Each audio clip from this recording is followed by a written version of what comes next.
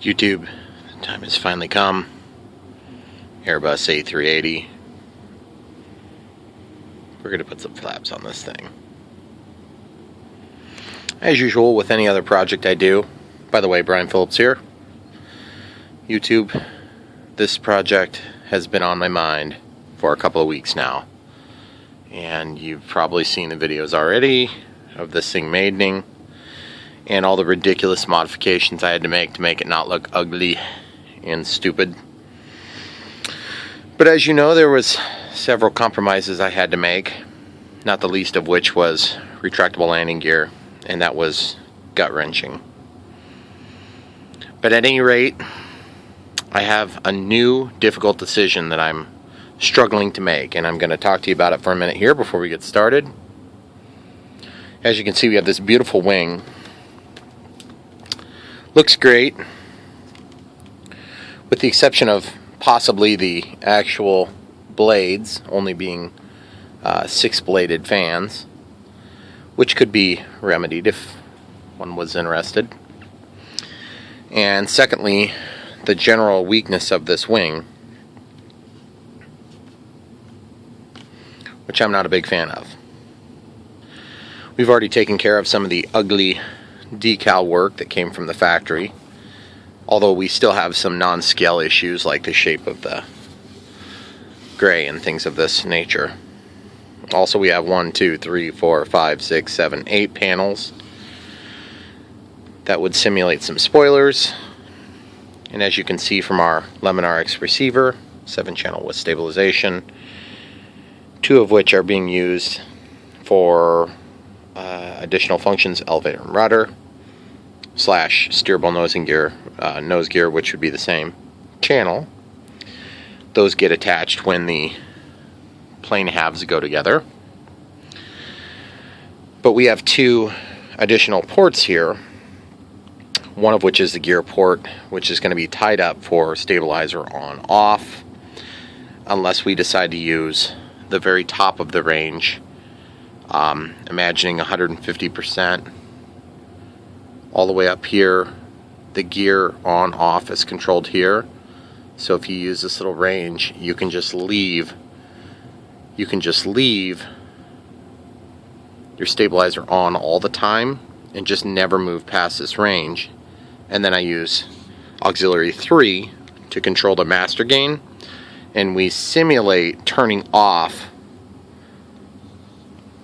the gear channel, even though we actually leave the gear channel alone to be used for something like flaps. We did that on the ASH26, if you want to see how we did that, to add the flaps, because we do have a retractable landing gear in this plane.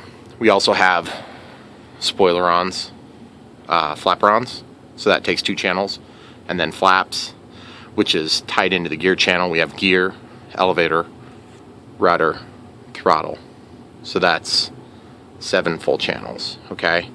Except really the 5th channel, which would be our gear channel, is being cheated. We stole just part of that range to operate our flaps. So the reason I talk about all that now is because down the road, if I come up with some fancy, awesome plan to do retracts, which I have not completely written off as a possibility, I don't want to shoot myself in the foot now. But I think today we may end up doing that. But that'll be a second part, a second series. For today, we're going to do flaps. We may come back and do spoilers. Now, why do we talk about that now? Let's look at some pictures. As is par for the course when I do these projects, I do tons of research and really try to understand what I'm trying to accomplish before I do it. These are flaps. These are the canoes that are the, I don't know, I think of them as a cover over the mechanism, but it's actually the mechanism that supports the flap mechanism as it comes away from the wing. And then of course we got the leading edge that's got slats here. These are actually a droop, and then these are slats. Okay, so a leading edge droop and then slats. Okay, which you can see here, they call it an extended droop here. These 2 panels, and then the rest of the 6 panels are slats. Okay, And then we've got some different views of the way that they're going to look. Different angles, of course. You can see the way that the flaps actually ride almost like a rail. And then you can see here how large airfoiled shape they are. But you can also see how this is an aileron, and it's up. This is in landing. I take out the background so I can print them in color. And you can see the panels are lifted. There's 8 of those. They're not lifted exactly the same amount, but they're up fairly high. And so, of course, I got all excited when I saw that, thinking, ooh, spoilerons, which could also control the deflection of these things. And then, of course, the flaps would be controlled as flaps. And here's another view. This is just some of the snapshots of the stuff I go through as I'm trying to figure out my flaps. Now, obviously, in this case, this video series is going to be the beginning of the video series for the flaps. And so predominantly what I want to do is I want to try to emulate as close to reality without making my life difficult these 6 panels. This wing is a whole lot less complicated than the wing on the Airbus A380. Now, the 330-600, these flaps are 2 different pieces here, okay? And they're controlled by 2 different servos, okay? Which is great. And they've got a Fowler shape to them, which is pretty cool. They go up and into a pocket. Now, on my 320 that's been since crashed a long time ago, they were all one big mechanism, okay? And then I also had spoilers. But these spoilers, they were only really used because they overlapped the aileron, okay? Which made for a very simple application. Now in this case, we could hypothetically do that with a linkage that would control these panels. Now remember, this panel is going to be cut to make the flaps separate, because in real life, the flaps would actually be under where this rests. Okay, so our cut point's going to be somewhere along here, and then that whole thing's going to fall away when the flaps are deployed. It's going to fall away, down and back, right?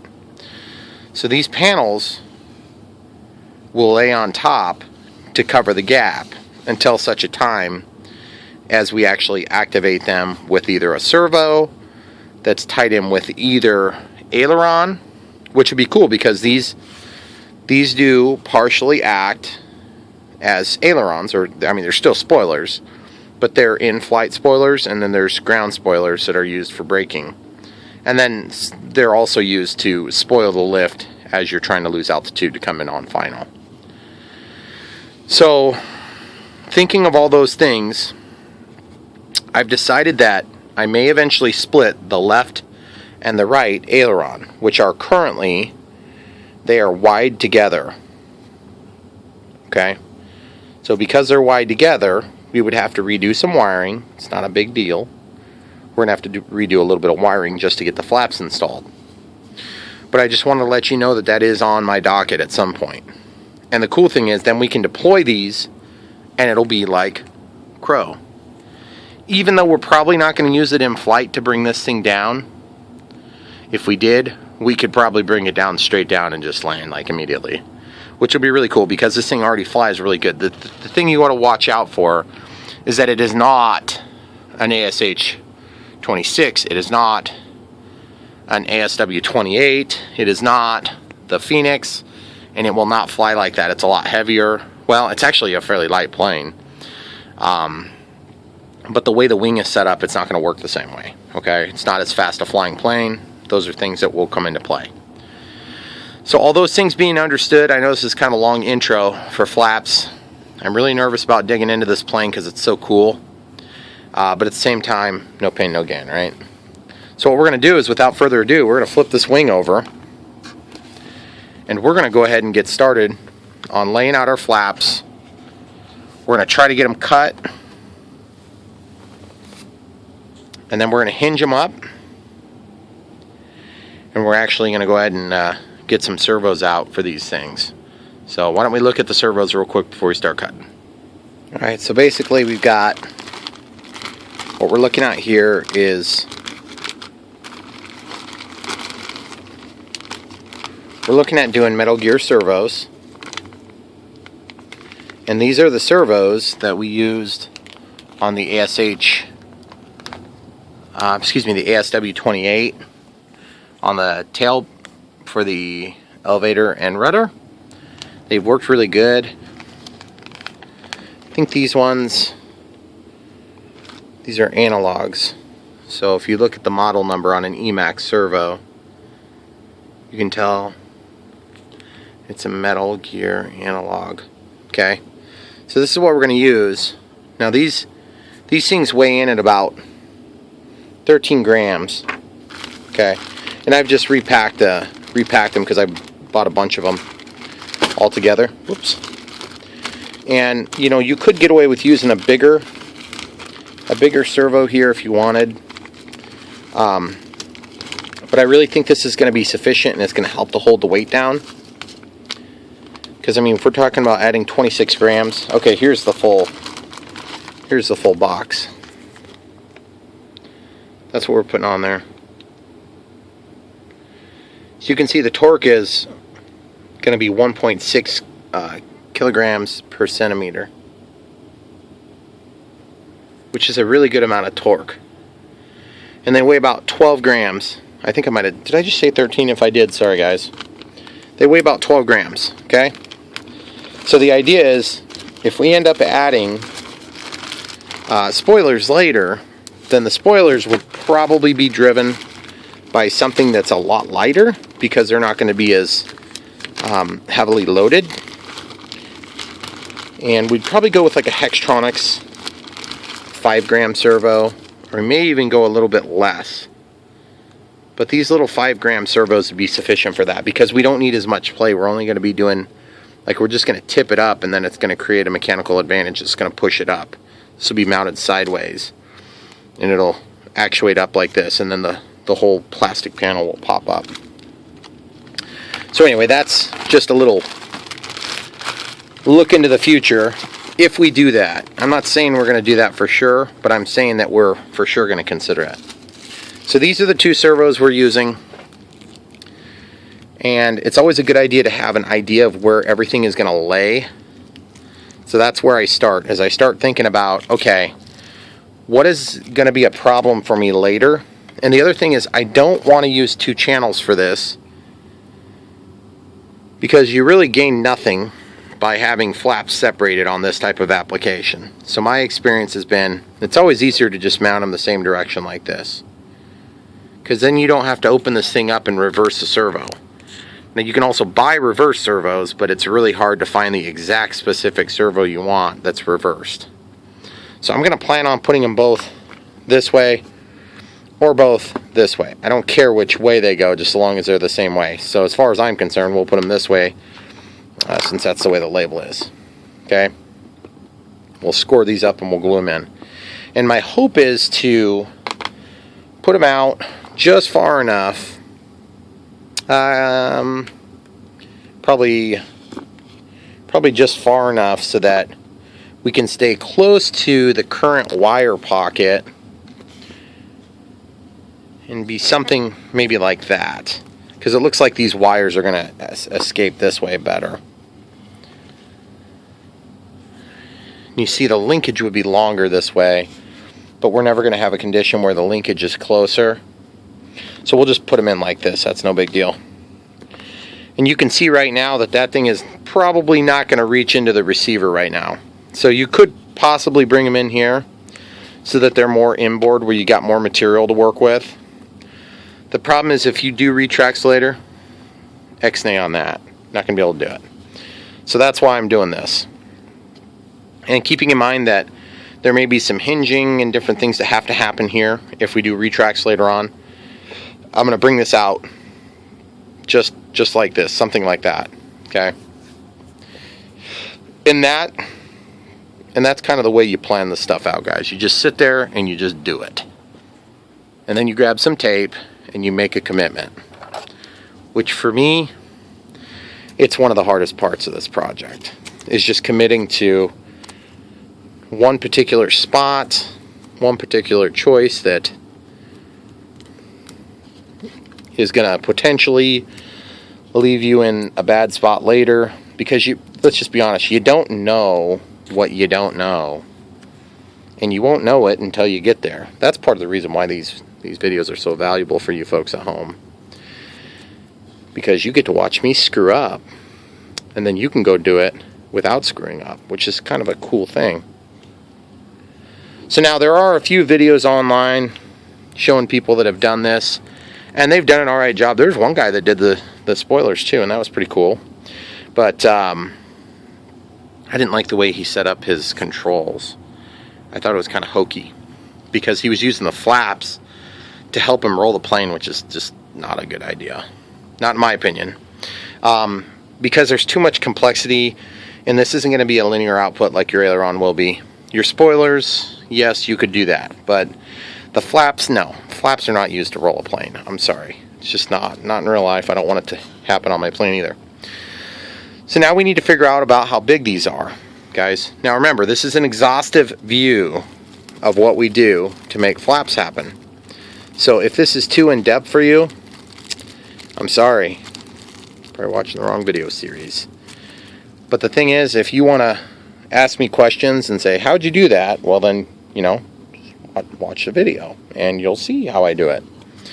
And when I say the video, I mean all 7 of them or whatever it takes. Again, you guys have a huge advantage over me, and that is you can play these in fast forward if you want to try to make it a little quicker experience, or just skip ahead until I get to something good. If you don't care how I came to my conclusions, skip past that part. Okay, these Emax servos are always, the horns go on kind of hard in my opinion. This tape is sucky. I don't know what's going on with it. Maybe it's because I've already used it like 4 times. I'm gonna use this crappy stuff. This is like masking tape that's been around since ancient times. And this stuff is really crappy, but it's super sticky. So I guess in a certain way, it's not crappy at all. Okay, so now the rationale behind taping them down is that as I'm working, I can realize, oh yeah, that's not going to work for whatever reason. And then I can be Johnny on the spot with making a change. Okay? Keeping in mind that the difference in the asymmetry in having both of the servos pointed one way versus the other is going to be of very little consequence in an application like this. So just go ahead and do it that way. You'll be fine. If you insist on rotating the direction of travel on one of these servos, be my guest. But just don't ask me to help you figure it out on your receiver, because I've already explained there's problems with that if you're trying to use this Lemon RX 7-channel with stabilization. Now, if you have a 10-channel or 20-channel or 18-channel or whatever it is that you've come up with, you might be able to get away with that. But this is guess and check time for me. Just kind of making sure I'm not going to hit the canoes, because obviously at some point we want to have some level of symmetry as this thing actuates. And we want them to hit about the same point at about the same angle, okay, on the actual control surface, which would be the flap in our case, okay? So that's what we need to be careful about. And so I'm just kind of looking at that right now, trying to figure out which ones. See, like this one's about 3/4 of the way over between these two canoes, and this one's about, I would say, 3/4 of the way over.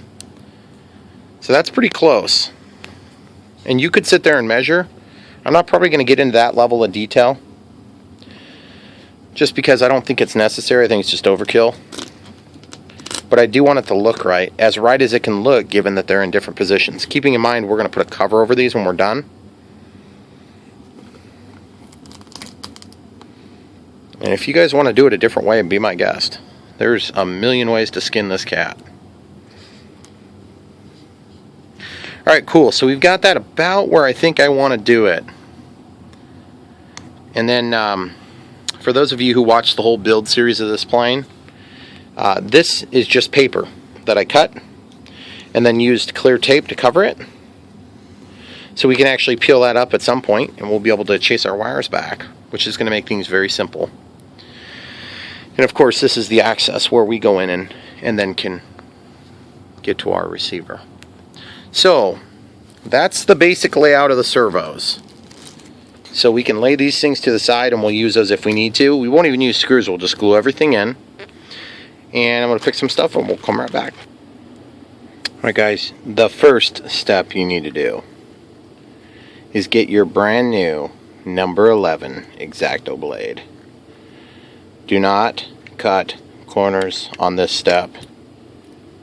You will not be happy if you waste a $300 plane on a 15-cent X-Acto knife blade, or whatever it cost. $1, $10, whatever it is. Get a new blade. Keep the old one if you want. I kept the old one because I'm a cheapskate. Alright, 1, 2, 3, 4, 5. 1, 2, 3, 4, 5. Okay? So we know from this picture and many others will help to support this claim. Okay? The flap stops. Well, that one doesn't show very good. That doesn't show very good. This one shows very good. If anything, it stops on the edge or just beyond, okay? Now, I'm not an Airbus engineer. I don't know exactly where it stops. It doesn't really matter. The point is this. We're going to be taking some beef out of this wing. You just need to be prepared to understand that that's going to happen. And there's not a whole lot you can do about it other than put beef back in, which I plan to do with some carbon fiber. But we're going to get there when we get there. So what we can do is we can either measure a bunch or we can start cutting. And I'd like to just start cutting. This thing is thicker than this thing. So you have to cut so far out when you're cutting along an object like this. That seems about right with the drawings. So we might as well go ahead and do that. So I'm just going to cut right, meow. And I'm just going to cut a straight line. Now how far back do I go? On this drawing, that's showing flaps deployed, okay? It comes almost all the way back here.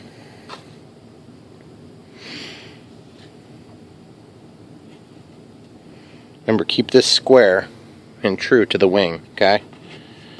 And that's going all the way through without even thinking about it, okay? Don't stab yourself. That's always a good thing to avoid. Now, I think it would be smart and wise to try to make it about the same depth. Times 2, maybe? Can't get that much. So it's not going to be quite that wide, okay? Now you see how my cut's not perfectly square? While I care about that, it's not that critical because we're probably going to thicken this up. Because when this action starts working, you're going to run into problems where it binds up if you try to get it with just one blade thickness. Okay. So I'm actually just cutting that a little wider right now. Okay. Okay, so I'm going almost the whole length of the canoe. Right? Wonderful. So now we need to get our cut on the inboard portion of the wing. Now I've got a beam bag below this, so I'm just going to stick my hand back here and make an air pocket. Now this is the part where you don't want the fuse to run into the fully deployed flap. So I'm going to actually cut from the fuse as my reference. And this is what I want to do. I want to cut here, and it's not that thick here. So remember, I don't even care what it looks like at the top. It doesn't matter. We have to cut the bottom. It's going to be ugly, and you're probably not going to like the way it looks at first. But you'll get used to it. Okay? So I cut back to about the middle of the first axle there. On the, well, there should be three wheels on this bogie. Or six wheels. 3 sets. But there's only 2. And that's okay, because when you look at the side of it, it's so busy you don't even notice. Now, if there was only 1 set, like on a 777, then you'd notice. Okay, So I'm just going to go in here and take a little bit wider cut. Now I've done this with hot knives and I've done it with sharp knives. Sharp knives are easier. They work easier. Just take my word for it. The hot knife has its place and we'll use it during this construction. But we're going to use this method right now. Okay? So now we've got our cut back here and we've got our cut over here. And they're semi-symmetrical. I may end up wanting to go a little bit more with the angle of the aileron. If I could do it again. But to be honest with you, some of these things, it's just a matter of you just psych yourself out. That's what I've been doing for the last 2 weeks on this project. I've had some time and I've decided to do other projects that probably needed to get done, but it's mostly I've just been chicken. I'm just a chicken. I hate cutting up good planes. It makes me scared I'm going to lose the good plane for a project that doesn't have to happen. This plane does not need flaps, guys, if you're wondering. But you know what? I don't need this plane. I don't need it at all. I want it. And I'm gonna have flaps. And hopefully later on I'll have some spoilers too. And hopefully later on I'll have some LEDs. But we'll see. Depends on how much effort I want to put into it. Depends on how much you guys come back and enjoy the footage. And give you a 100% guarantee that it's going to be cool to see this thing fly with these flaps. And that's the other thing that kills me, guys. There's a bunch of these videos out here with these people, they do flaps and they never put a flight video up. Like, what's the point? Okay. So I'm just widening up this cut. And I'm just doing, remember, you can't add it back very easy. Yeah, I mean you can, but it's a lot more work than taking it away. Just use that back sweep to actually pull out those really thin pieces. Okay? So we've got a little bit of a pocket there now. So now, I'm a little bit nervous to do this, but it's one of these things where I have a hard time with symmetry later on because these are all handmade cuts. And I'm not doing any measurements. I'm just using the tools for the measurement. So I'm just going to go ahead and just do it. I'm just going to get on with it.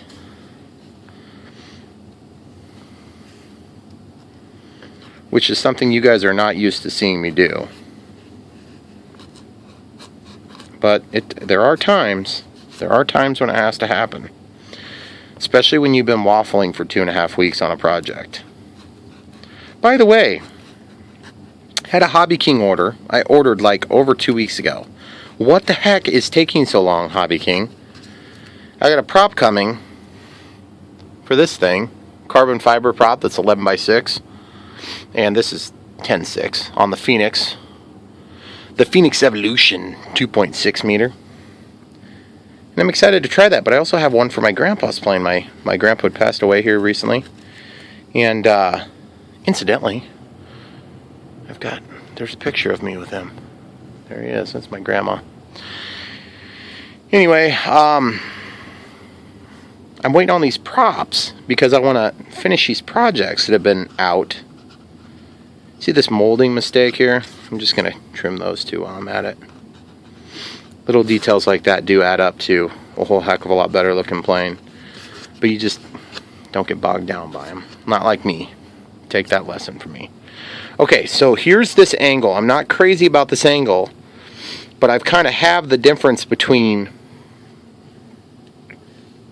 this angle, square, and that angle.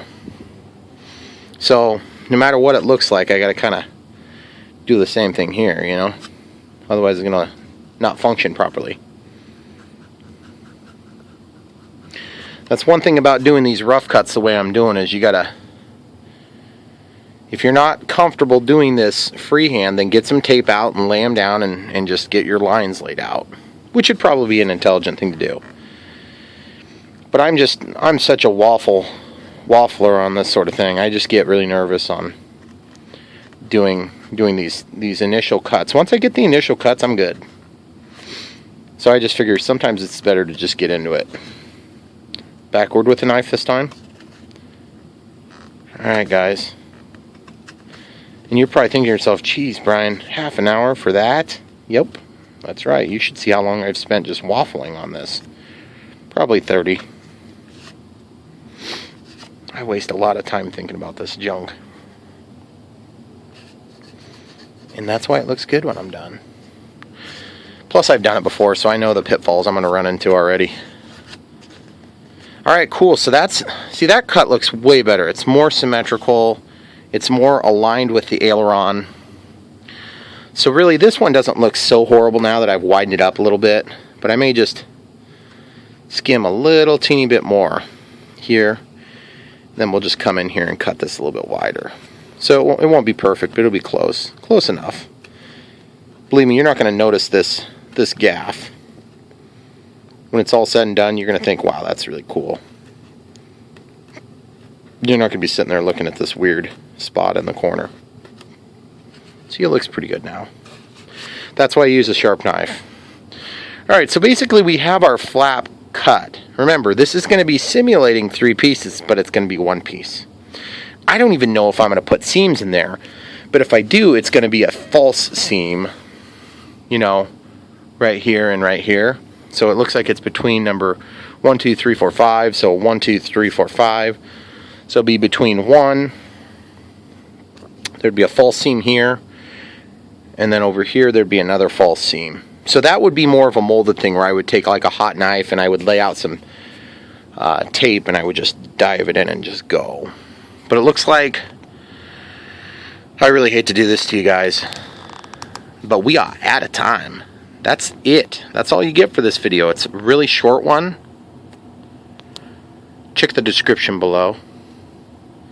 Buy lots of the goodies that I use in this. I can't give you the link to the plane because it's pretty much out of stock everywhere. These things are notoriously difficult to buy. Just like these things. I don't know why. They sell like hotcakes. I get 12 million views on one of these videos. Like, what is going on? Supreme Hobbies. Make more. You'll sell them. But anyway, Tian Sheng, make more. You'll sell them. It's a pretty good plane. You just got to make it less ugly. Like I did. So, anyway, check the link in the descriptions below. You can get the receiver, all sorts of little servos and things like this. You know, like the soldering gear I'm going to use. All that stuff. Help support the channel, guys.